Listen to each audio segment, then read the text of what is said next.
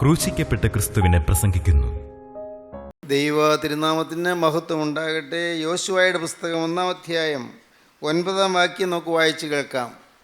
നാം ചിന്തിച്ചു വരുന്ന വിഷയം ഭയപ്പെടേണ്ട എന്നുള്ളതാണ്. ഭയം മാറ്റുന്നു. യേശുക്രിസ്തു ഭയം മാറ്റുന്നു. യേശുക്രിസ്തു സമാധാനം തരുന്നു. യേശുക്രിസ്തു സന്തോഷം തരുന്നു. യേശുക്രിസ്തു ധൈര്യം തരുന്നു. യേശുക്രിസ്തു പ്രാഗൽഭ്യം തരുന്നു. യേശുക്രിസ്തു നമ്മുടെ ജീവിതത്തിൽ ശാന്തിയും സന്തോഷവും സമാധാനവും അനുഗ്രഹവും നിർബടിയായി പകർന്നു നമ്മെ നയിക്കുന്നു. യേശുക്രിസ്തു ഒരു സജീവ യാഥാർത്ഥ്യമാണ്. യേശുക്രിസ്തു ജീവിക്കുന്നു.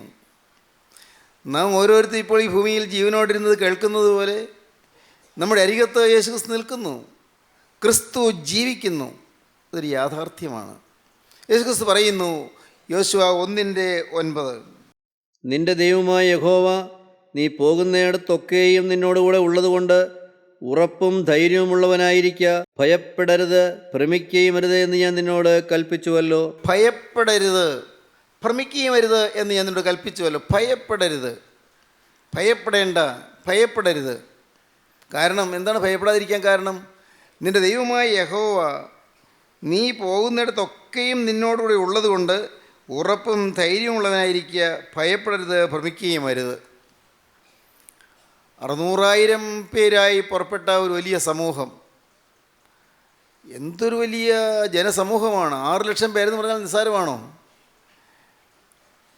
വേദശാസ്ത്രജ്ഞന്മാരുടെ കണക്കനുസരിച്ച് അത് 20 ലക്ഷത്തിലേറെ ഉണ്ടായിരിക്കുമെന്നാണ്. കാരണം 6 ലക്ഷം പുരുഷന്മാരുണ്ടെങ്കിൽ, പ്രായപൂർത്തിയായ പുരുഷന്മാർ 6 ലക്ഷം പേരുണ്ടെങ്കിൽ ഏതാണ്ട് 6 ലക്ഷം സ്ത്രീകളുണ്ടായിരിക്കാം, 12 ഏതാണ്ട് ഒരു 8 ലക്ഷത്തോളം കുഞ്ഞുങ്ങളുണ്ടായിരിക്കാം.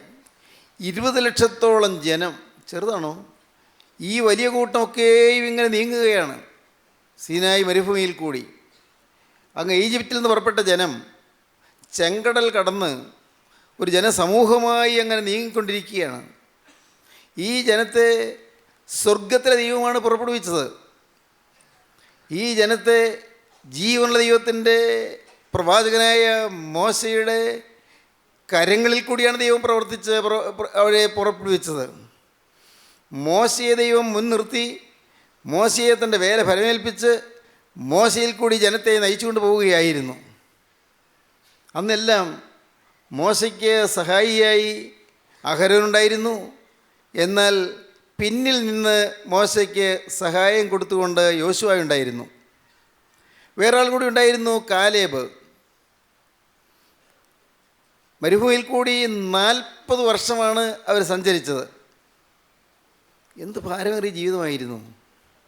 മരുപ്പറമ്പിലെ ഉഷ്ണക്കാറ്റുകളേറ്റ് വാടിത്തളർന്ന ജീവിതം, മണലാരണ്യത്തിലെ ചൂടിൻ്റെ ഊഷ്മളത കൊണ്ട് കരിഞ്ഞുണങ്ങിയ ജീവിതം, വെള്ളമില്ലാതെ വരണ്ടുണങ്ങിയ മരുഭൂമിയിൽ കൂടി ദാഹാർത്തരായി നടന്ന ജീവിതം, ഭക്ഷണം എവിടെയെന്ന് ചോദിച്ച് വീർപ്പുമുട്ടുന്ന ജനത്തിൻ്റെ പരാതി കേട്ട് മോശ അമ്പരപ്പിലായ ജീവിതം, ഏത് വിധത്തിലും തകർന്നും തളർന്നും പോകാവുന്നൊരു സാഹചര്യം. പകൽ അവർക്ക് മേഘം തണൽ വിരിച്ചു, രാത്രി അവർക്ക് അഗ്നിസ്തംഭം പ്രകാശം കൊടുത്തു. ദൈവം തക്ക സമയത്തെല്ലാം കൊടുത്തുകൊണ്ടിരുന്നു. ശരിയാണ്. അവർക്ക് പാറയിൽ നിന്ന് വെള്ളം പുറപ്പെടുവിച്ചു കൊടുത്തു, മാറയിലെ കയ്പ് വെള്ളം മധുരമാക്കി കൊടുത്തു. അഗ്നിസർപ്പം കടിച്ചപ്പോൾ അതിന് പരിഹാരമായി ഒരു താമ്രസർപ്പത്തെ ഉയർത്തി അതിലേക്ക് നോക്കുവാൻ ദൈവം പറഞ്ഞു. താമ്രസർപ്പത്തിൽ വിശ്വാസത്തോടെ നോക്കിയവരെല്ലാം രക്ഷപ്പെട്ടു. ജനം പ്രയാസപ്പെടുകയും ഭാരപ്പെടുകയും ചെയ്തപ്പോഴൊക്കെയും ദൈവം തക്ക സമയത്ത് അവരെ സഹായിച്ചു. അവർക്ക് വിശിഷ്ട ഭക്ഷണം വേണമെന്ന് പറഞ്ഞപ്പോൾ അവർക്ക് കാടപ്പക്ഷിയെ വരുത്തി കൊടുത്തു. ദൈവം അവരെ നടത്തിക്കൊണ്ടിരുന്നു. അത്ഭുതകരമായൊരു നടത്തിപ്പ്. ദൈവത്തിന് സ്തോത്രം. വാസ്തവത്തിൽ ഇന്ന് നമ്മെയും ദൈവം അതുപോലെ നടത്തിക്കൊണ്ടിരിക്കുകയാണ്. വരണ്ടുണങ്ങിയ അനുഭവത്തിൽ കൂടി കടന്നു പോകുന്നവർ അനേകരില്ലേ? വരണ്ടുണങ്ങിയ അനുഭവം, ഒരു നനവിൻ്റെ കിനിവില്ലാത്ത അനുഭവം ഇല്ലേ? പലരുടെയും ജീവിതം അങ്ങനെയാണ്. ഒരിറ്റ് നനവ്, ഒരിറ്റ് ആർദ്രത ഇല്ല. എല്ലാം വരണ്ടുണങ്ങിയിരിക്കുന്നു. എല്ലാം ശൂന്യതയാണ്. നാളെയിലേക്ക് നോക്കുമ്പോൾ വീർപ്പുമുട്ടുന്ന ശൂന്യത.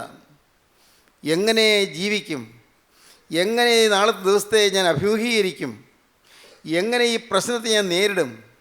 അനേകരിന്ന് അങ്കലാപ്പിലാണ്, അനേകരിന്ന് ഭയപ്പാടിലാണ്. അനേകർ പരിഭ്രാന്തരായിരിക്കുകയാണ്. അല്ലേ സഹോദരങ്ങളെ, നിങ്ങൾ ചിന്തിക്കൂ. ഇന്ന് ഈ വാക്കുകളൊക്കെ കേൾക്കുന്ന എത്രയോ പേര് മനസ്സ് നൊന്ത് വിങ്ങിയിരിക്കുന്നുണ്ട്, കുരുക്കിലകപ്പെട്ടിരിക്കുന്നുണ്ട്. വർഷങ്ങൾക്ക് മുമ്പ് ഹൃദയത്തിലേറ്റ മുറിവ് ഉണങ്ങാതെ വിഷമിച്ചിരിക്കുന്നവരുണ്ട്. ഹൃദയത്തിൽ ചില മുറിവുകളേറ്റിരിക്കുന്നു. പുറമേയുള്ള മുറിവുകളൊന്നുമല്ല, പുറമേ ആരും കത്തി കൊണ്ടോ അല്ലെങ്കിൽ കഠാരി കൊണ്ടോ പോറിയ മുറിവുകളല്ല. എന്നാൽ ചില മുറിവുകൾ, മാറാത്ത മുറിവുകൾ, മാറാത്ത വ്രണങ്ങൾ. ഈ മുറിവുകൾ ഉണങ്ങുന്നില്ല, എന്ത് ചെയ്യും? നമ്മുടെ സ്വന്തം മക്കളെ ഏൽപ്പിച്ച മുറിവുകൾ ഹൃദയത്തിൽ കിടക്കുന്നവരുണ്ട്. സ്വന്തം മാതാപിതാക്കളെ ഏൽപ്പിച്ച മുറിവുകൾ ഹൃദയത്തിൽ മാഞ്ഞു പോകാത്തവരുണ്ട്. സ്വന്തം ഭാര്യ ഏൽപ്പിച്ച മുറിവുകൾ ഇപ്പോൾ ഉണങ്ങാതെ വിഷമിച്ച് കഴിയുന്നവരുണ്ട്. ഭർത്താവിൻ്റെ ക്രൂരമായ വാക്കുകളോ ക്രൂരമായ പെരുമാറ്റമോ കൊണ്ട് മുറിവ് പറ്റിപ്പോയവരുണ്ട്. ഉണങ്ങാത്ത മുറിവുകൾ. ദൈവത്തിന് സ്തോത്രം. ഈ ഉണങ്ങാത്ത മുറിവുകളെല്ലാം ഇന്ന് നമ്മുടെ ജീവിതത്തെ ഊഷരമാക്കിയിരിക്കുകയാണ്. നമ്മുടെ ജീവിതത്തിൻ്റെ ആർദ്രത നഷ്ടപ്പെടുത്തിയിരിക്കുകയാണ്. ജീവിതം പരുക്കനായി തീർന്നിരിക്കുകയാണ്. എന്ത് ജീവിതം? അങ്ങനെ ചിന്ത, എന്ത് ജീവിതം? എവിടെയുണ്ട് സമാധാനം? ഒരിടത്തുമില്ല. ജീവിതം വിരസമല്ലേ? ജീവിതത്തിൽ വിരക്തിയായി. എങ്ങനെയെങ്കിലും ജീവിച്ചങ്ങ് തീർക്കുക. അല്ലേ? നിങ്ങൾ പലരും അങ്ങനെയല്ലേ? ജീവിച്ചങ്ങ് തീർക്കുക. അതിനപ്പുറം ഒന്നും കാണുന്നില്ല. അപ്പുറം പ്രത്യാശയില്ല. എനിക്ക് നല്ല കാലം ഉണ്ടാകുന്നുള്ള ചിന്തയില്ല. എനിക്ക് നല്ല ഭാവി കിട്ടുമെന്നുള്ള പ്രതീക്ഷയില്ല. എല്ലാ ആശകളും അസ്തമിച്ചു. പ്രതീക്ഷകളെല്ലാം തകർന്നു. ദൈവത്തിന് സ്തോത്രം. ദൈവത്തിൻ്റെ ഒരു നാമം മഹത്വപ്പെട്ടെ. 40 കൊല്ലത്തെ വരണ്ടുണങ്ങിയ ജീവിതം അവരുടേത്. അന്നെല്ലാം ആ ജനത്തിന് പ്രോത്സാഹനം കൊടുത്തുകൊണ്ട്, ദൈവത്തിൽ നിന്ന് അരുളപ്പാട് വാങ്ങി ജനത്തിന് പകർന്നു കൊടുത്തുകൊണ്ട് മോശ അവരെ നയിച്ചു. ദൈവത്തിന് സ്തോത്രം. തക്ക സമയത്ത് അരുളപ്പാടുകൾ വാങ്ങിക്കൊണ്ടിരുന്നു. തക്ക സമയത്ത് ദൈവം അരുളപ്പാടുകൾ കൊടുത്തുകൊണ്ടിരുന്നു. ദൈവികമായ അരുളപ്പാടുകളും വാഗ്ദാനങ്ങളും ജനത്തിന് ആവേശം പകർന്നുകൊണ്ടിരുന്നു. ദൈവത്തിന് സ്തോത്രം. നാം കൂടി വരുന്നതിനാണ്. വരണ്ടുണങ്ങിയ ജീവിതത്തിൽ ആവേശം പകരുന്ന അനുഗ്രഹത്തിൻ്റെ നറുമുത്തുകൾ നമ്മുടെ ഹൃദയത്തിൽ പാകിത്തരുന്നു, ദൈവം തൂകിത്തരുന്നു. ദൈവത്തിന് സ്തോത്രം. അല്ലേ? അതുകൊണ്ടല്ലേ നമ്മൾ ജീവിക്കുന്നത്? അല്ലെങ്കിൽ ജീവിക്കാൻ പറ്റുമോ? കഷ്ടപ്പാടല്ലേ ജീവിതം? തളർന്നതല്ലേ ജീവിതം? തകർന്നു പോയില്ലേ ജീവിതം? ഇരുളടഞ്ഞു പോയില്ലേ ഭാവി? എല്ലാം അസ്തമിച്ചു പോയില്ലേ? പ്രതീക്ഷകളെല്ലാം കരിഞ്ഞുണങ്ങിയില്ലേ? സ്വപ്നങ്ങൾ കരിഞ്ഞുണങ്ങി. ദൈവത്തിന് സ്തോത്രം. എന്നാൽ കേൾക്കൂ, ഈ മോശയെല്ലാം നടത്തിയത് നിത്യനായ ദൈവമാണ്. നിത്യനായ ദൈവം തൻ്റെ ജനത്തെ നയിച്ചുകൊണ്ട് പോവുകയായിരുന്നു. നിത്യനായ ദൈവം തൻ്റെ ജനത്തെ അങ്ങ് പാലും തേനൊഴുന്ന കനാനിലേക്ക് നയിച്ചുകൊണ്ട് പോവുകയായിരുന്നു. പാലും തേനൊഴുന്ന കനാനെന്ന് മോശ പറഞ്ഞിട്ട് എവിടെ പോയി ആ പാലും തേനും? ജനം ചോദ്യം ചെയ്തു. ഞങ്ങളെ പാലും തേനും ഒഴുകുന്ന കനാനിലേക്ക് കൊണ്ടുപോകുന്നല്ലേ ഈ മോശ പറഞ്ഞത്? തന്നെ ഞങ്ങൾക്ക് എവിടെയുണ്ട് പാലും തേനും? ഞങ്ങളെ ഈ മരുഭൂമിയിലേക്കല്ലേ നടത്തിയത്? അവർ മോശയോട് പിറുപിറുത്തു. മോശയോടൊരു മത്സരിച്ചു. ജനത്തിന് ഒട്ടും പ്രതീക്ഷ ഇല്ലാത്ത രീതിയിൽ കാര്യങ്ങളെല്ലാം വഷളായി. അപ്പോഴും മോശ തളർന്നില്ല. അപ്പോഴും ദൈവസന്നിധിയിലേക്ക് മോശ കരമുയർത്തി ജനത്തിന് വേണ്ടി ഇടനില നിന്നു. ദൈവത്തിന് സ്തോത്രം. ജനത്തിന് വേണ്ടി കരഞ്ഞുകൊണ്ടിരുന്നു, പ്രാർത്ഥിച്ചു കൊണ്ടിരുന്നു. ദൈവത്തിന് സ്തോത്രം. ഞാൻ ഇടയ്ക്കൊന്ന് ചോദിച്ചോട്ടെ, നിങ്ങൾക്കാർക്കും ആഗ്രഹമുണ്ടോ ഈ വിഷമിക്കുന്നവർക്ക് വേണ്ടി കരയാൻ, കരയുന്നവർക്ക് വേണ്ടി ഒന്ന് ഇടനിൽക്കാൻ? കർത്താവേ, ഞാൻ ഒരാൾ, എന്നാൽ എന്താവും? കർത്താവേ, എനിക്കൊണ്ടൊന്നും ആവില്ല, പക്ഷെ ഞാൻ ഒരാൾ, ഞാൻ നിന്നുകൊള്ളാം. കർത്താവേ, ഞാൻ ഒരാളൊരു വിശുദ്ധനായി നിന്നുകൊള്ളാം. ആരെല്ലാം തെറ്റിദ്ധരിച്ചാലും, ആരെല്ലാം പകച്ചാലും, ആരെല്ലാം വെറുത്താലും, ആരെല്ലാം അധിക്ഷേപിച്ചാലും, അതാ ഞാനൊരാൾ യേശുക്രിസ്തുവിൻ്റെ വിശുദ്ധനായി ഈ ഭൂമിയിൽ നിന്നുകൊള്ളാമെന്ന് നിങ്ങൾക്ക് പറയാൻ പറ്റുമോ? എന്നാൽ നിങ്ങളിൽ നിന്നുകൊണ്ട് കർത്താവ് ഇനി അത്ഭുതങ്ങൾ പ്രവർത്തിക്കും. നിങ്ങളിൽ നിന്നുകൊണ്ട് കർത്താവ് ഭാവി കാലത്തേക്കുള്ള ശ്രേഷ്ഠമായ സ്വർഗീയമായ അനുഗ്രഹങ്ങൾ നിങ്ങളുടെ മേൽ പകർന്നു തരും, നിങ്ങളുടെ മേൽ ചൊരിഞ്ഞു തരും. ദൈവത്തിന് സ്തോത്രം.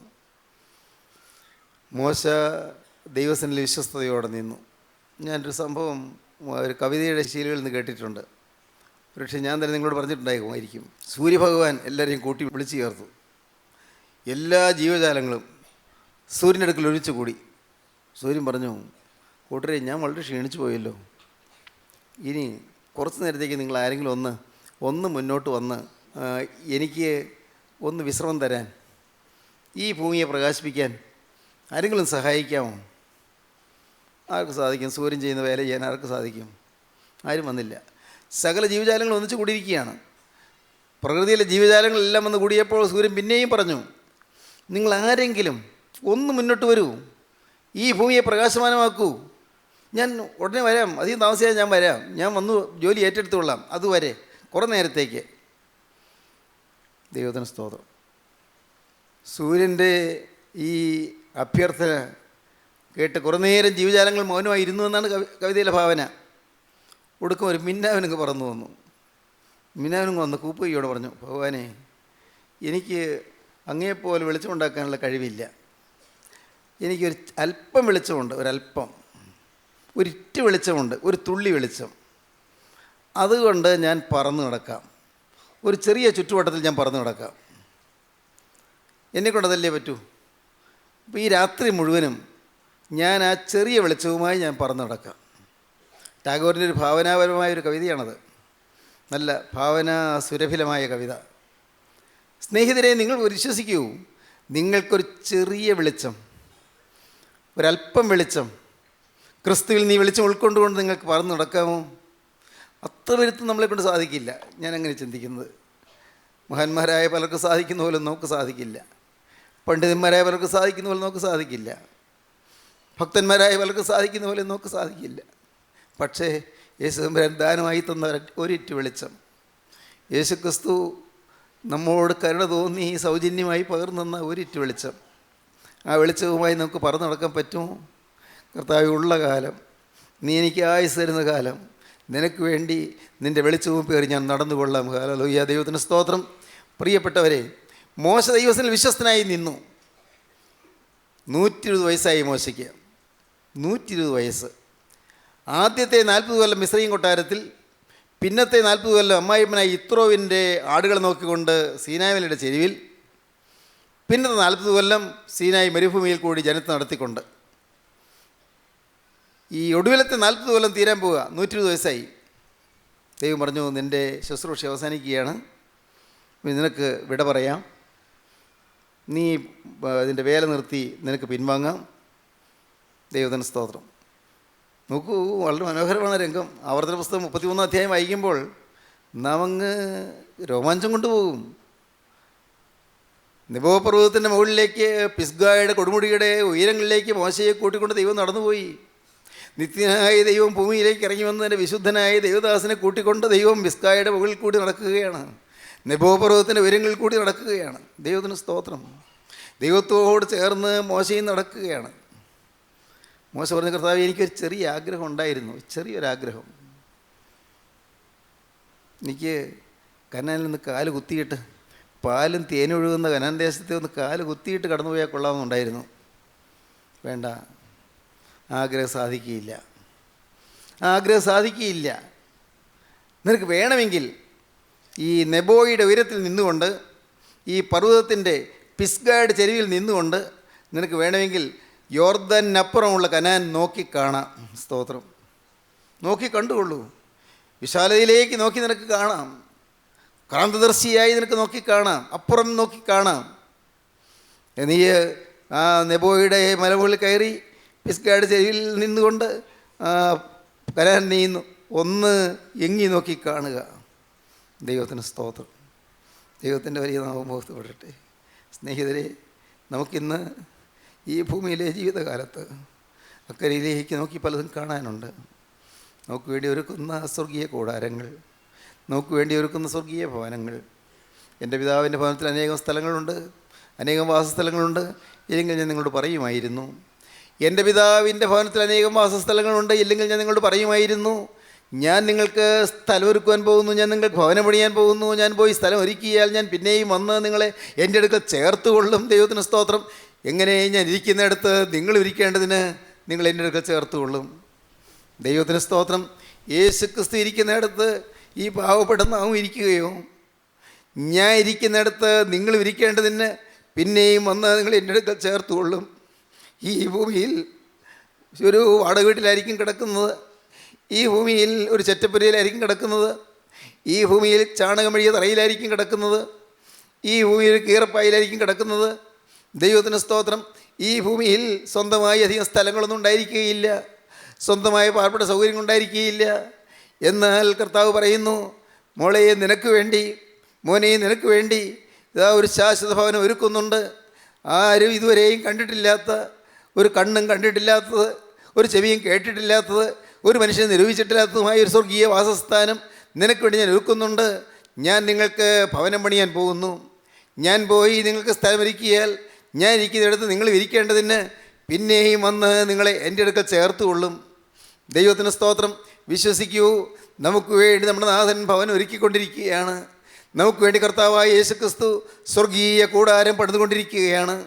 ഇന്ന് നമുക്ക് വറുതിയുണ്ട്, ഇന്ന് നമുക്ക് പട്ടിണിയുണ്ട്, ഇന്ന് നമുക്ക് പൈസയ്ക്ക് ഞെരുക്കമുണ്ട്, ഇന്ന് കടത്തിൻ്റെ ഭാരമുണ്ട്, കുടുംബത്തിലെ ക്ലേശങ്ങളുണ്ട്, മക്കളെക്കുറിച്ചുള്ള അവലാധിയുണ്ട്, ഭർത്താവിനെക്കുറിച്ചുള്ള പരാതികളുണ്ട്, ഭാര്യയെക്കുറിച്ചുള്ള പരിദേവനങ്ങളുണ്ട്, ദുഃഖങ്ങളുണ്ട്, സ്നേഹിതരെ ഇന്ന് പല പല പ്രയാസങ്ങളുണ്ട്. എന്നാൽ നമുക്ക് വേണ്ടി സ്വർഗീയ കൂടാരം ഒരുക്കിക്കൊണ്ടിരിക്കുന്നു, സ്വർഗീയ ഭവനം ഒരുക്കിക്കൊണ്ടിരിക്കുന്നു. കേൾക്കൂ, നിങ്ങൾ വിശ്വസിക്കൂ. നിങ്ങളിത് വ്യാമോഹിക്കേണ്ട കാര്യമല്ല ഈ പറയുന്നത്, മിഥ്യയായ കാര്യങ്ങളല്ല പറയുന്നത്. നിത്യനായ ദൈവത്തിൻ്റെ സ്വർഗീയ ഗ്രന്ഥത്തിൽ എഴുതിയിരിക്കുന്ന സ്വർഗീയ വചനങ്ങളുടെ വെളിച്ചത്തിലാണ് ഈ പറയുന്നത്. നിങ്ങൾ വിശ്വസിക്കൂ, നമുക്ക് വേണ്ടി ഒരു ഭവനം പണിതുകൊണ്ടിരിക്കുകയാണ്. ഇന്ന് വറുതിയുണ്ട്, ഇന്ന് പട്ടിണിയുണ്ട്, ഇന്ന് ഞെരുക്കമുണ്ട്, ഇന്ന് കഷ്ടപ്പാടുണ്ട്. എന്നാൽ കഷ്ടതയില്ലാത്ത നാട്ടിൽ, രോഗമില്ലാത്ത നാട്ടിൽ, അംഗഭംഗമില്ലാത്ത നാട്ടിൽ, സ്നേഹം മാത്രം നിറയുന്ന നാട്ടിൽ, സന്തോഷവും സ്നേഹവും സുരഭിലമായി ഒഴുകുന്ന നാട്ടിൽ, ജീവനുള്ള ക്രിസ്തുവിൻ്റെ സന്നിധാനത്തിങ്കൽ അവൻ നമുക്ക് വേണ്ടി പണിയുന്ന ഭവനത്തിൽ അവൻ്റെ ഒപ്പം ഇരിക്കാനാണ് നമ്മെ വിളിച്ചിരിക്കുന്നത്. വിശ്വസിക്കൂ, ഇത് നിങ്ങൾ വിശ്വസിച്ചുകൊണ്ട് ആത്മാവിൽ കണ്ടാൽ പിസ്ഗായുടെ ചെരുവിൽ നിന്നുകൊണ്ട് അങ്ങ് ദൂരെ കനാൻ ദേശം കണ്ട മോശയെ പോലെ നിങ്ങൾക്ക് ദൈവത്തെ സ്തുതിക്കാൻ സാധിക്കും. നെബോയുടെ മുകളിൽ നിന്നുകൊണ്ട് ദൈവത്തെ സ്തുതിച്ച ആ മോശയെ പോലെ നിങ്ങൾക്ക് ദൈവത്തെ വാഴ്ത്താൻ സാധിക്കും. നിങ്ങൾ നാളെയെ നോക്കി നിങ്ങൾ പുഞ്ചിരിയിടും. ദൈവത്തിന് സ്തോത്രം. നാളെയിലേക്ക് നോക്കിക്കൊണ്ട് നിങ്ങൾ പുഞ്ചിരി തൂകും. കാരണം നിങ്ങൾക്ക് വേണ്ടി ഒരുക്കുന്നതായ സ്വർഗീയ ഭവനം. ദൈവത്തിന് സ്തോത്രം. നല്ലൊരു കൂടാരം അവർക്ക് വേണ്ടി പണിയുന്നു. അത് സ്വർഗീയമായ ഭവനമാണ്. അതാരും കണ്ടിട്ടില്ല, ആരും കേട്ടിട്ടില്ല, ഒരു മനുഷ്യൻ്റെ ഹൃദയത്തിൽ തേറിയിട്ടില്ല, ഒരു മനുഷ്യൻ്റെ ഹൃദയത്തിൽ തോന്നിയിട്ടില്ല, ആർക്കും തോന്നാൻ പോലും പറ്റാത്ത അത്യന്തം മനോഹരമായ ഒരു ഭവനം അവൻ നമുക്ക് വേണ്ടി പണിയുന്നു. പിതാക്കന്മാർ അതിനെക്കുറിച്ച് പാടി. ദൈവത്തിന് സ്തോത്രം. ഉന്നതമായ രാജ്യം, ശാശ്വതമായ ജീവിതം, നിർമ്മലര് മാത്രം ആർജിക്കുന്ന ആ സ്വർഗീയ സൗഭാഗ്യം പിതാക്കന്മാർ പാടിയത് അങ്ങനെയാണ്. ഉന്നതമായ രാജ്യം. നമുക്ക് ചേർന്ന് പാടാം. ഉന്നത രാജ്യമതും ശാശ്വത ജീവിതവും നിർമ്മല രാജ്യം സത്തമമശിഹാഭക്തന്മാർ ർഹിക്കുന്ന മഹാഭാഗ്യം. ദൈവത്തിന് സ്തോത്രം. മോശ കനാൻ നോക്കി കണ്ടു. നാം ആവർത്തന പുസ്തകം 34 അധ്യായത്തിലാണ് മോശയുടെ വിടവാങ്ങലിനെക്കുറിച്ച് നാം വായിക്കുന്നത്. ദൈവത്തിന് സ്തോത്രം. നാം ഇങ്ങനെ വായിക്കുന്നു. നമുക്ക് വായിക്കാം. ആവർത്തന പുസ്തകം 34 അധ്യായത്തിൻ്റെ 4 വാക്യം വായിക്കാം. അബ്രാഹാമിനോടും ഇസഹാക്കിനോടും യാക്കോവിനോടും ഞാൻ നിന്റെ സന്തതിക്ക് കൊടുക്കുമെന്ന് സത്യം ചെയ്ത ദേശം ഇതുതന്നെ. ഞാനത് നിന്റെ കണ്ണിനെ കാണിച്ചു തന്നു, എന്നാൽ നീ അവിടേക്ക് കടന്നു പോകയില്ല എന്ന് യഹോവ അവനോട് കൽപ്പിച്ചു. ആ ദേശം നാം നോക്കി കണ്ടോളൂ, ഞാനത് നിനക്ക് കാണിച്ചു തന്നു, നീ അങ്ങോട്ട് കടന്നു പോകുകയില്ല. അങ്ങനെ യഹോവയുടെ ദാസനായ മോശെ യഹോവയുടെ വചനപ്രകാരം അവിടെ മോവാബ് ദേശത്ത് വെച്ച് മരിച്ചു. അവനെ മോവാബ് ദേശത്ത് ബെത്പയോറിനെതിരെയുള്ള താഴ്വരയിൽ അടക്കി. ദൈവം മോശയെ അടക്കി. ദൈവം മോശയെ സംസ്കരിച്ചു. മോശയുടെ സംസ്കാര ശുശ്രൂഷ സ്വർഗത്തിൽ ദൈവമാണ് നടത്തിയത്. ദൈവത്തിന് സ്തോത്രം. ദൈവം മോശയെ അടക്കി. എങ്കിലും ഇന്നുവരെയും അവൻ്റെ ശവക്കുഴിയുടെ സ്ഥലം ആരും അറിയുന്നില്ല. ഇന്നുവരെയും അവൻ്റെ ശവക്കുഴിയുടെ സ്ഥലം ആരും അറിയുന്നില്ല. ഭാഗ്യം, ഭാഗ്യം. കാരണം അറിഞ്ഞിരുന്നെങ്കിൽ അവിടെ എന്തെല്ലാം കോലാഹലമായിരുന്നേനെ, എന്തെല്ലാമായിരുന്നു അവിടെ നടക്കുക. ഇതാ ആളുകൾ വന്ന് കൂടുന്നു, പണം വന്ന് കുമിയുന്നു, അവിടെ പണത്തിന് വേണ്ടി തർക്കങ്ങൾ നടക്കുന്നു, പൈസയ്ക്ക് വേണ്ടിയുള്ള വാഗ്വാദങ്ങൾ നടക്കുന്നു. അവിടെ വീഴുന്ന പൈസ അത് ആർക്കാണ് അവകാശപ്പെട്ടത് എന്നുള്ള തർക്കം ഭാഗ്യമായിപ്പോയി ആ സ്ഥലം ആരും അറിയാത്തത്. സഹോദരങ്ങളെ, നിങ്ങൾക്ക് ചിന്തിക്കാൻ വഴിയുണ്ടെങ്കിൽ ചിന്തിക്കാം. ദൈവത്തിന് സ്തോത്രം. അവൻ്റെ സ്ഥലം ആരും അറിയുന്നുമില്ല. പിന്നെ മോശെ മരിക്കുമ്പോൾ അവന് 120 വയസ്സായിരുന്നു. അവൻ്റെ കണ്ണ് മങ്ങാതെയും അവന്റെ ദേഹബലം ക്ഷയിക്കാതെയും ഇരുന്നു. 120 വയസ്സായപ്പോഴും കണ്ണ് മങ്ങിയില്ല, ദേഹബലം ക്ഷയിച്ചില്ല. കണ്ണ് മങ്ങാതെയും ദേഹബലം ക്ഷയിക്കാതെയും ഇരുന്നു. ഇസ്രായേൽ മക്കൾ മോശയെക്കുറിച്ച് മോവാബ് സമഭൂമിയിൽ 30 ദിവസം കരഞ്ഞുകൊണ്ടിരുന്നു. ദൈവത്തിന് സ്തോത്രം. 30 ദിവസം വിലാപത്തിൻ്റെ ദിവസങ്ങൾ. അത് കഴിഞ്ഞ് ദൈവം യോശുവയെ വിളിച്ചു. ഇനിയും ഈ ജനത്തെ നയിക്കണമല്ലോ, നിത്യനായ ദൈവത്തിന് ഈ ജനത്തെ നയിക്കണമല്ലോ. മോശയുടെ കാലം കഴിഞ്ഞു. മോശ അപ്രത്യക്ഷനായി. മോശ നിത്യത്തിലേക്ക് ചേർക്കപ്പെട്ടു, നിത്യ സൗഭാഗ്യ തീരത്തേക്ക് അണഞ്ഞു. ഇനി ഈ ജനത്തെ നയിക്കണം. ഈ ജനം ഇനിയും മുന്നോട്ട് പോകണം.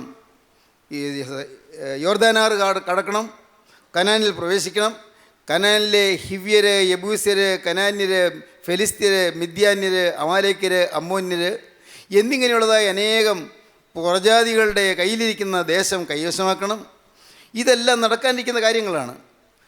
അത് ഇനിയും നടക്കേണ്ട ചില അത്ഭുത കാര്യങ്ങളുണ്ട്. അതിനൊരാൾ വേണം ദൈവത്തിന്. ദൈവം യോശുവയെ വിളിച്ചു. ആ യോശുവയോട് ദൈവം പറയുകയാണ്, വായിക്കാൻ യോശുവയുടെ പുസ്തകം 1-ാം അധ്യായം 2-ാം വാക്യം മുതൽ. എന്റെ ദാസനായ മോശെ മരിച്ചു. ആകയാൽ നീയും ഈ ജനമൊക്കെയും പുറപ്പെട്ട് യോർദാനക്കരെ ഞാൻ ഇസ്രായേൽ മക്കൾക്ക് കൊടുക്കുന്ന ദേശത്തേക്ക് കടന്നു പോകുവീൻ. നീയും കടന്നു പോകണം, ഈ ജനവും കടന്നു പോകണം. നീ മാത്രം കടന്നു പോയിട്ട് കാര്യമില്ല, ഈ ജനവും കടന്നു പോകണം. തുടങ്ങിയപ്പോൾ 600,000 തുടങ്ങിയത്. എന്നാൽ ഇന്ന് തുടങ്ങിയവരിൽ നിങ്ങൾ 2 പേർ മാത്രമേ ജീവിച്ചിരിപ്പുള്ളൂ.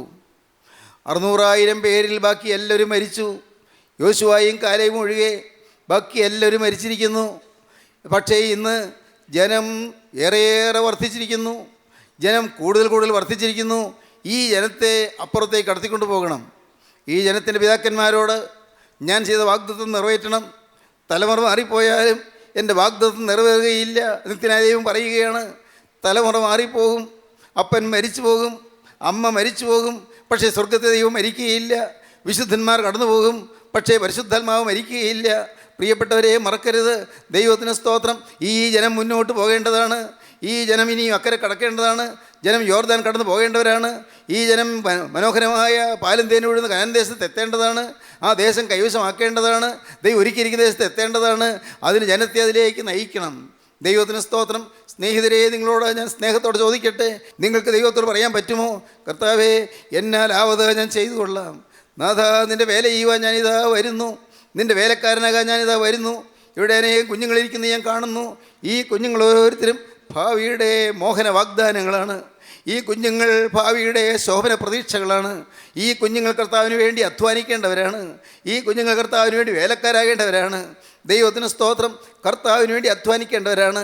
അന്ധയായ ഫാനി ക്രോസ്ബി 8-ാമത്തെ വയസ്സിൽ കവിത എഴുതി, ഒരു ഗാനം എഴുതി. അത് വിവിധ ഭാഷകളിലേക്ക് തർജ്ജമ ചെയ്യപ്പെട്ടു. മലയാളത്തിൽ ആ ഗാനം നോക്കുണ്ടായി. എന്തൊരു മനോഹരമായ ഗാനമാണ്. ദൈവത്തിന് സ്തോത്രം. എന്നെ നീ കടന്നു പോകല്ലേ എന്നുള്ള ആ ഹൃദയത്തിൻ്റെ ആഴത്തിൽ നിന്നുള്ളതായ പ്രാർത്ഥനയുടെ നിലവിളിയാണ് ആ ഗാനത്തിലൂടെ ഉദീകരണം ചെയ്തത്. ദൈവത്തിന് സ്തോത്രം. ഇന്ന് സ്നേഹിതരെ, എന്നെ കടന്നു പോകല്ലേ എന്ന് ഫാനി ക്രോസ്ബി 8-ാമത്തെ വയസ്സിൽ എഴുതിയതായ പാട്ട്, അത് ഹൃദയങ്ങളെ ഇന്ന് കോളമേൽ കൊള്ളിക്കുന്നു. മനുഷ്യ മനസ്സുകളെ ഇന്ന് ആവേശഭരിതമാക്കുന്നു. നിങ്ങൾ കേൾക്കൂ, നിങ്ങൾ കൊച്ചു കുട്ടികൾ, നിങ്ങൾ എഴുന്നേൽക്കൂ. നിങ്ങൾ ദൈവത്തിന് വേണ്ടി പാടൂ, നിങ്ങൾ ദൈവത്തിന് വേണ്ടി ഓടൂ, നിങ്ങൾ ദൈവത്തിന് വേണ്ടി അധ്വാനിക്കൂ. ക്രിസ്തുവിന് വേണ്ടി നിങ്ങൾ നിങ്ങളുടെ ജീവിതം മുഴുവൻ ചെലവഴിക്കൂ. ക്രിസ്തുവിൻ്റെ വേലയ്ക്ക് വേണ്ടി നിങ്ങൾ സമർപ്പിക്കൂ. നിങ്ങൾക്കുള്ള സകലവും യേശു ക്രിസ്തുവിൻ്റെ വേലയ്ക്ക് വേണ്ടി നിങ്ങൾ സമർപ്പിക്കൂ. നിങ്ങൾക്കുള്ളത് എന്തെല്ലാമാണ്? നിങ്ങളുടെ ജീവിതം, നിങ്ങളുടെ ആരോഗ്യം, നിങ്ങളുടെ കുടുംബം, നിങ്ങളുടെ സമ്പത്ത്, നിങ്ങളുടെ സൗകര്യങ്ങൾ, സാഹചര്യങ്ങളെല്ലാം യേശു ക്രിസ്തുവിന് കൊടുക്കൂ. ദൈവത്തിന് സ്തോത്രം. ഒരു കാര്യം ഉറപ്പാണ്, യേശു ക്രിസ്തുവിന് കൊടുത്താൽ യേശു അത് പൊന്നാക്കി തരും, സംശയിക്കേണ്ട. യേശു ക്രിസ്തുവിന് കൊടുത്താൽ നിങ്ങളുടെ ജീവിതം ശോഭനമാകും, സംശയിക്കേണ്ട. യേശു ക്രിസ്തുവിന് കൊടുത്താൽ നിങ്ങളുടെ ജീവിതം ഭാസുരമാകും, സംശയിക്കേണ്ട. യേശു ക്രിസ്തുവിന് കൊടുത്താൽ നിങ്ങളുടെ ജീവിതം എത്രയും അനുഗ്രഹീതമായി തീരും. നിങ്ങളുടെ ഭാവി ശോഭനമായി തീരും. നിങ്ങളുടെ മക്കളും മക്കളുടെ മക്കളും അനുഗ്രഹീതരായി തീരും. തലമുറയായുള്ള അനുഗ്രഹങ്ങൾ നിങ്ങളുടെ തലമുറയുടെ മേൽ വരികയും നിങ്ങൾ സൗഭാഗ്യശാലികളായി മാറുകയും ചെയ്യും. യേശു ക്രിസ്തുവിന് കൊടുക്കൂ ജീവിതം. ദൈവത്തിന് സ്തോത്രം. ഇന്നായിരിക്കുന്ന ചെറിയ ചുറ്റുപാട് യേശുവിൻ്റെ കൈകളിലേക്ക് കൊടുക്കൂ. ആ ആണിപ്പാടിൽ കരം നീട്ടിക്കൊണ്ട് ഉടയവനെ നിങ്ങളുടെ മുമ്പിൽ വന്ന് നിൽക്കുന്നു. യേശുവിനോട് പറയൂ, കർത്താവേ, എൻ്റെ ജീവിതം നിനക്കിതാ തരുന്നു. നിന്നെ തന്നെ നീ എനിക്ക് കുരിശിൽ തന്നു. നിൻ്റെ ആയുസ് നീ കുരിശിൽ തന്നു. എനിക്ക് വേണ്ടി നിൻ്റെ തിരുരക്തം നീ കുരിശിൽ തന്നു. ഞാൻ വിശ്വസിക്കുന്നു. ഇപ്പോൾ ഞാനിതാ നിൻ്റെ ആണിപ്പാടിലെ കരങ്ങളിലേക്ക് എൻ്റെ ആയുസ് ഏൽപ്പിച്ചു തരുന്നു. നിങ്ങൾക്ക് പ്രാർത്ഥിക്കാമോ? അവനിതാ നിങ്ങളുടെ അരികത്ത് നിൽക്കുന്നു. ഞങ്ങളുടെ വാഴ്ത്തപ്പെട്ട കർത്താവേ, ഈ നല്ല ദിവസത്തിനായി ഞങ്ങൾ ഇതിനെ സ്തുതിക്കുന്നു. നാനാദേശങ്ങളിൽ മക്കളെല്ലാം കൂട്ടി വരുത്തിയതിനായി സ്തോത്രം. വിവിധ ദേശങ്ങളിൽ ഇരുന്നു കൊണ്ട് ഈ വചനം കേൾക്കുന്ന ജനത്തിനായി സ്തോത്രം. എല്ലാവരെയും അനുഗ്രഹിക്കണമേ കർത്താവേ. എല്ലാവരുടെ മേലെ തൃക്കരം വയ്ക്കണമേ. ധൈര്യശാലികളായി എഴുന്നേൽപ്പാൻ ഈ മക്കൾക്കെല്ലാം ഭാഗ്യം നൽകണമേ. ഭയപ്പാടുകൾ മാറ്റണമേ, ഭീതികൾ മാറ്റണമേ, ആശങ്കകൾ മാറ്റണമേ, ഭാവി ശോഭനമാക്കണമേ. നന്മകളാൽ നിറയ്ക്കണോട് രണ്ടാമത്തെ വേണ്ടി ഒരുക്കണമേ. യേശു ക്രിസ്തുവിൻ രാജകീയ നാമത്തിൽ തന്നെ ആമീൻ. ഹല്ലേലൂയ. ജീവിത പ്രതിസന്ധികളുടെ നീർച്ചുഴിയിൽപ്പെട്ട് നട്ടം തിരിയുന്നവനാണോ നീ? പാപഭാരത്താൽ നിന്റെ മനസ്സ് തളർന്നിരിക്കുകയാണോ? വരൂ, യേശുക്രിസ്തുവിൻ്റെ തിരുവചനത്തിലേക്ക്. ക്രൂശിക്കപ്പെട്ട ക്രിസ്തുവിനെ മാത്രം പ്രസംഗിക്കുന്ന ക്രിസ്ത്യൻ റിവൈവൽ ഫെലോഷിപ്പിൻ്റെ രാജ്യാന്തര സുവിശേഷ മഹായോഗം ഡിസംബർ 27 മുതൽ 31 വരെ കോലഞ്ചേരി ഞാറ്റുംകാലായിൽ ഹിൽ ടോപ്പിൽ വച്ച് നടത്തപ്പെടുമ്പോൾ ഹൃദയ സമാധാനം നൽകുന്ന ക്രിസ്തുവിൻ്റെ അദൃശ്യകരങ്ങൾ നിന്നെ സ്പർശിക്കട്ടെ. വീണുപോയാൽ നിങ്ങൾ എഴുന്നേൽപ്പിക്കുന്ന കരം. വീണുപോയോ? പേടിക്കണ്ട, അടുത്ത് താങ്ങാൻ യേശുവുണ്ട്. ക്രിസ്ത്യൻ റിവൈവൽ ഫെലോഷിപ്പിലെ കർത്തൃ ശുശ്രൂഷകർ വിവിധ ശുശ്രൂഷകൾക്ക് നേതൃത്വം നൽകുന്നു. ഇപ്പോൾ ദൈവസന്നിധിയിൽ വിശ്രമിക്കുന്ന യശശരീരനായ പ്രൊഫസർ MY യോഹന്നാൻ സാർ ചെയ്ത അനശ്വരമായ വചന ശുശ്രൂഷകളും നിങ്ങൾക്ക് ശ്രവിക്കാം. സഭയുടെയും സമുദായത്തിൻ്റെയും അതിർവരമ്പുകൾക്കതീതമായി നിങ്ങളെ സ്നേഹിക്കുന്ന യേശുവിൻ്റെ വചനത്തിലേക്ക്, ഈ വചനവേദിയിലേക്ക് നിങ്ങളെ സ്നേഹത്തോടെ സ്വാഗതം ചെയ്യുന്നു.